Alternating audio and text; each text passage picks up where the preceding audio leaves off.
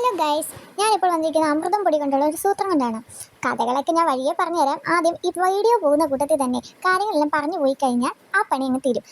ആദ്യം തന്നെ കുറച്ച് അമൃതം പൊടി ചേർത്ത് കൊടുക്കാം. പിന്നീട് അതിൻ്റെ പുറകെ കുറച്ച് റവ ചേർത്ത് കൊടുക്കാം. കുറച്ച് ഗോതമ്പ് പൊടി ചേർത്ത് കൊടുക്കാവേ.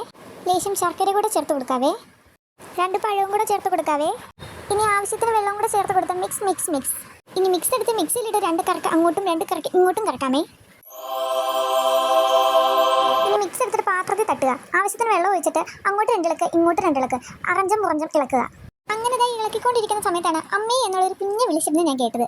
പിന്നെ അവളെ ഇങ്ങനെ എടുത്തിട്ട് ബാക്കിയുള്ള പരിപാടി മൊത്തം ഞാൻ ചെയ്തോളാം എന്ന് പറഞ്ഞിട്ട് കേട്ടിട്ടുണ്ട്. ഇനി എന്താകുമോ എന്തോ. ഇനി കുറച്ച് തേങ്ങ കൊത്തിയെടുക്കാവേ. കൊത്തിയെടുത്ത തേങ്ങ കുറച്ച് നെയ്യ് ഒഴിച്ച് നമുക്കങ്ങ് വറുത്തെടുക്കാവേ.